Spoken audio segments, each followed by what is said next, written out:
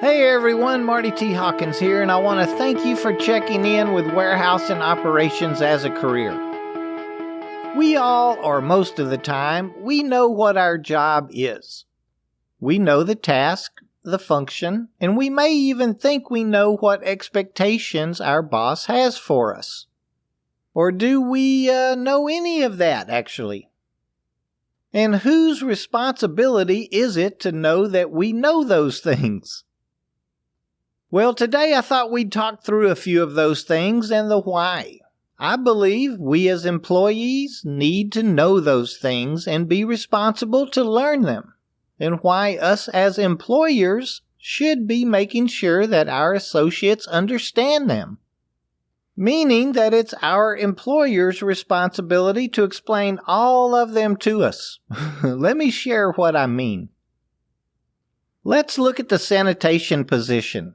Our job description will give us our start time, the days of our shift, who we'll be reporting to, a brief summary of our overall job, then a detailed, probably something like a bullet-pointed list of what we will be doing on a day-to-day basis. Being a great employee, being that employee, we may not even think about what is expected of us. When you're given a job description or read one, do you even think about the expectations that come along with it? We should be reading it as, here is the time we expect you to be at work, and these are the days we expect you to be here. This is the lady or gentleman we expect you to communicate with or discuss concerns to. You are expected to read this brief summary and let us know if you have any questions. And lastly, here are the detailed tasks broken down individually that we are expecting you to accomplish. Oh, and then somewhere there's a disclaimer that other duties and expectations may be applied as well. In my experience, I believe the same logic applies to all positions. Honestly now, isn't it our responsibility to know and understand what's expected of us? How can we measure our own performance if we don't recognize that we have to hold ourselves accountable for meeting our own expectations of ourselves? I oversee a couple of different types of large facilities within the production and distribution industry.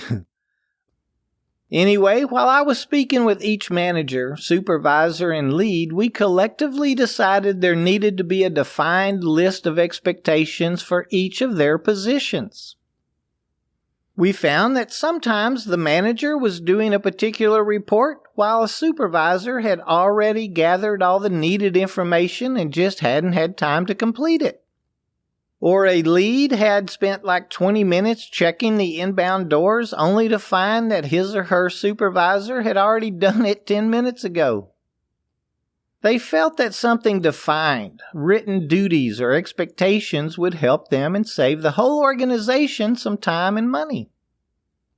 Now, carrying it one step further, I asked a utility person, a transportation router, a replenishment forklift operator, who else did I speak with? An inbound pallet runner and a warehouse clerk. What was their manager's expectations from them? What are your job expectations? 4 said, I'm not sure. And 1 said to be here every day, on time, get my roster completed and turned in, keep expenses to XX% of sales, and make sure my daily throughput doesn't fall below a certain number, or I am to notify my boss. That person was the warehouse clerk. I'm going to say that she knew a bit about her expectations because she worked closely with the manager, and just due to the specifics of her tasks that she, had to ask questions along the way to learning her job. And that brings us to what I meant by it's the employer's responsibility to explain our expectations to us. I know, I just spent 5 minutes telling you that it's our responsibility as employees to know and understand the expectations that will be measured on as it relates to our positions. Just kind of bear with me for a few minutes. Our employer needs a long-term, career-minded, motivated employee. Here's a quick example from my experiences just last week. A group of new hires were walked into their new facility for a 3-hour orientation meeting. They all were told they would start work after their orientation. Now, after the meeting, they all were asked to go outside and pick up trash and debris along a long fence line, and then they would be placed with their trainers and get started. Well, 2 of the 4 took exception to picking up the fence line. They both walked out without asking any questions. Now, do you think if it had been explained during the orientation that they would have inspectors coming out this afternoon so everyone was in a kind of cleanup mode this morning, would it have made any difference? And they have these inspections once a month. Shouldn't that have been explained as well? The new employees didn't know what the expectations were, and it cost 2 individuals their jobs and the company 2 good associates.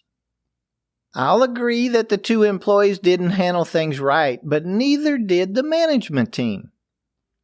With the employer measuring our attendance, productivity, all their metrics, it's only fair that they share what those expectations are. I mean, how can an associate hit all of his or her numbers and, complete their task if we don't know them all and how to accomplish them? Can you see why I'm thinking it is our responsibility both as employees and employers to make certain that all expectations are understood by both parties? It only makes sense for an employee's success and the company's goals.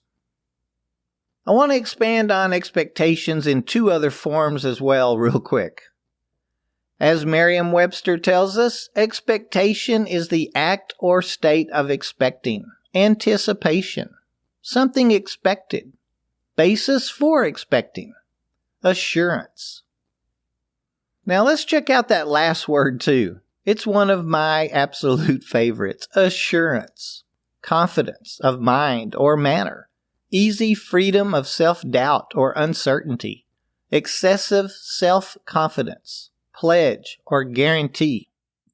And I'll leave both of those links in the show notes today also. As employees, say an order selector or forklift operator, just as an example, I find that we hold high expectations for our peers and those teammates that have positions that touch ours too as well, right? I mean, we want and need those pick locations to be replenished before we roll up to an empty location.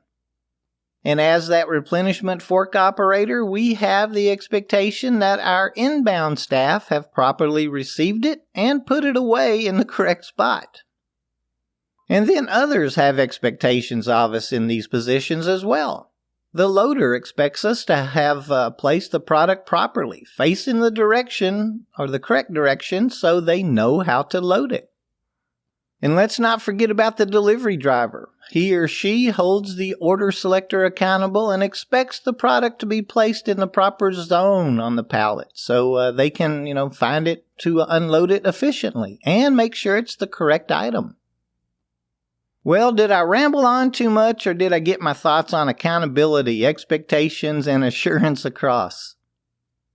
I find it's hardest for me to uphold the expectations of myself to the standards I set for myself. A lot of people call me an ABC type person or a rules kind of guy. It's really not that. I want to always be growing, advancing, learning. I want to be accountable to myself and the family to meet the self-imposed expectations on myself. As we're always saying here at WAOC, if you're happy and enjoy what you're doing, by all means stick with it. That job can be your career. If I've learned anything about working in our industry, it's that you must love what you're doing. If it's more responsibility that you're interested in, well, it's there. Just go for it. So let's see, we are on episode 290. If you enjoy the show each week, let me know. Send us an email to host@warehouseandoperationsasacareer.com and tell us so. I enjoy putting it together each week. It takes a little bit of time, but it's fun. Now, when we hit the 300th episode, we'll need to make the decision to either kind of stop where we're at or raise the bar a little bit on the program. But you know what? That's still 10 weeks out, so until then, we're going to keep enjoying what we're doing, right? I do want to thank you for listening. I hope to see you back here again next week. If you haven't subscribed yet, please do so, and we'd appreciate you telling a friend about us as well. Show them how to subscribe also. Until next week, check out and learn what is expected of you and help others know what you expect from them. Be safe out there, all.